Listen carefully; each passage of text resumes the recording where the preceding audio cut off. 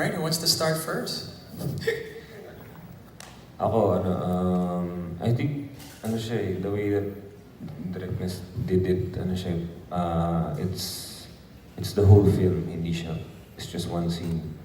You have to watch it, yung buo talaga, just to get what he's trying to say. But if there's a scene that would really strike me as maalala ko talaga is yung Noche Buena scene. And that speaks volumes kasi hindi mo kailangan magsalita. It's just the sound and it's just the characters and you just see their faces. So for me, yung yeah. Personally, I felt like watching the film, what struck me was watching the other characters. And because you memorized what you did, you can recall what you gave in every scene, but seeing how they attacked every single line, every single scene, it was so heartfelt, and I can honestly say that naiyak ako sa mga eksena nyo. Lalo na kayong dalawa. I mean, kabisado ko na kaming dalawa, pero it was beautiful to watch. And in line with the last question about the silences, another thing that touched me was how realistic all of the scenes were. There was nothing extraordinary that went on, no major conflict or no earth-shattering plot twist. It was just very heartfelt, realistic portrayals of the lives of real people.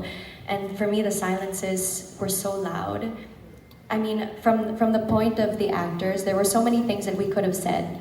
Sanay na kami mag-ad-lib. I mean, pabibo kaming lahat, so we could have easily, butted in with a bunch of different, things to say and to fill the silences. But the fact that we embodied the characters and chose to let the silences speak for us, for me, that struck me, just to watch it and also to feel it during the scenes.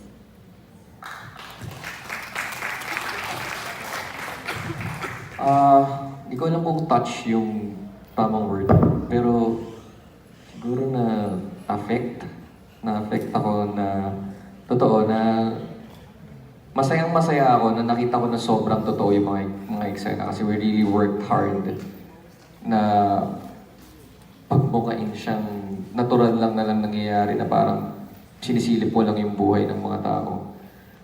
Saka medyo excited ako. Tuwan-tuwa ako na kitang-kita yung mga dumi ng mga tao.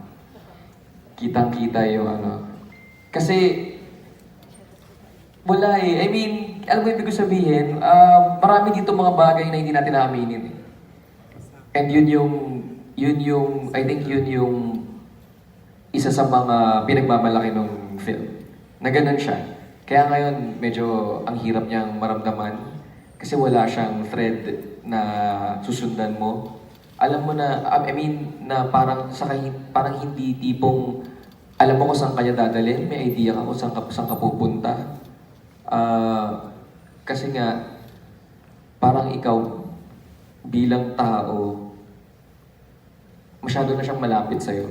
Masyado na siyang nakadikit sa kung paano ang isang tao.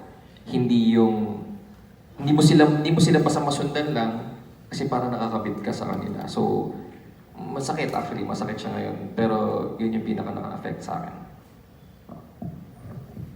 Ako yung naka-affect siguro sa akin yung last part ni Isa and ni Frank.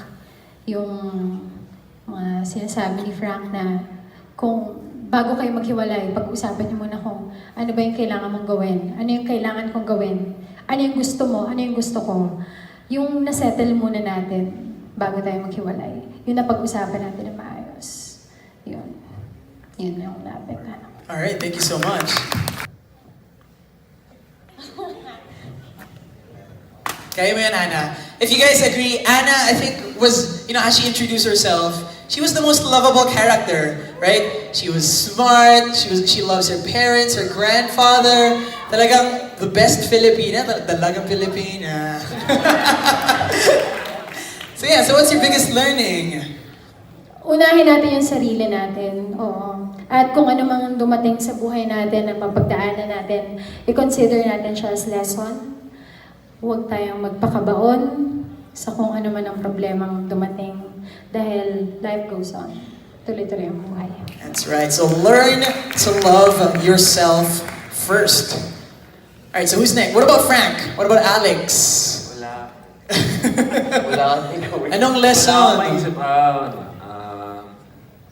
More so, ako naman kasi every time gagawa ng any project, yung experience on screen is syempre yun na yung pinaka main point. Pero I love it so much nung pag behind the scenes. You know, you bond, you get to know yung mga tao na you would want to work for more in the future and whatever, kung mag-hangout or ano. So, ang daming na-open up na mga bagay and it made me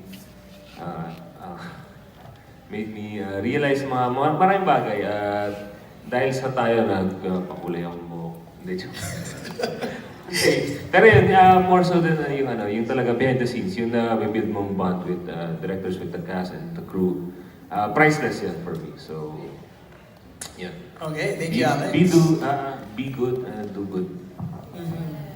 Always. Okay, what about from Nicco? Ako hirap Hindi madaling gumawa ng ganitong pelikula kasi sana nakita nyo na binigay namin yung buo at sobra-sobra pa ng mga sarili namin dun sa pelikula. Ang takeaway ko honestly is mas lalo ako mahirap siya. I mean, hindi pa natin alam kung anong mga reaction nyo. Hindi ko pa makita sa mga mukha nyo. Pero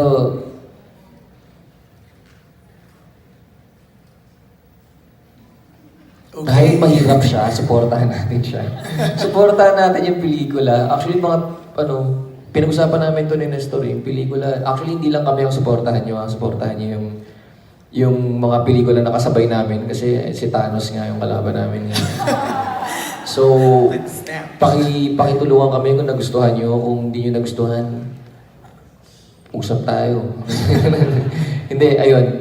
Ako yun, honestly, ang hirap gumawa ng ganitong pelikula. So sana na-affect namin kayo, sana naramdaman nyo kung ano yung gustong iparamdam ng pelikula. At sana manood ulit kayo sa May 8 onwards.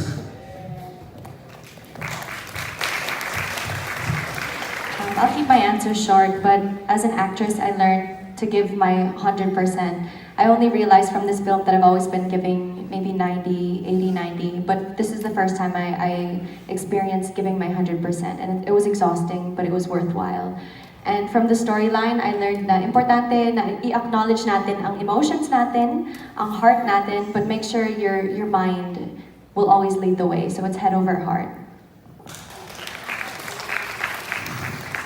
Yes, correct? Well, the last naman na to. I just want to say, you know what guys, I could have had an easier way out to make a romance drama film. I mean, I could have given you all the dramas in the world. I could have given you all the laughters, all the anger in this film. Which is mas madali because that's yung kung paano ginagawa ang isang drama, paano ginagawa ang isang romance na film, may clear cut kasi na molde for a story. And my takeaway from this is, and I'll always take this because my mentors told me so, is never compromise with your story. And I'm happy because I was able to do what I exactly wanted for the film. I don't have to sacrifice a bit, anything less. And I'm happy because I'm supported by people who gave me that 100% freedom to do the story. Mahirap lang kasi pag gumawa ka ng storya na galing sa lahat ng mga experience, lahat ng mga kwento ng mga tao, lahat ng mga kwento ng mga kaibigan mo, and nilagay mo yung puso mo, kaluluwa mo, ginambol mo lahat. And this journey, this actual, totoo kasing real time na 5 years guys. At hindi talaga siya, kala ko kasi nung ang kwento natin dalawa tapos na, hindi pa pala kasi tapos. At nagsisimula pa lang kami at hindi talaga madali yung process. Maraming beses na sinabi ko sa mga katrabaho ko, sa mga director ko, mag-PD na lang ako, magpo-production design na lang ako. O kaya, I could have an easier way out with magtuturo na lang ako habang buhay. Pero kasi kung kailangan ko lumaban para sa mga storya na kailangan ko ikwento. At tulad nga ni Thanos, may take away si Thanos, di ba? Kung may gusto kang isang bagay, may kailangan kang sakripisyo. At marami ako sinakripisyo para sa pelikulan to, so sana supportahan niyo. Thank you.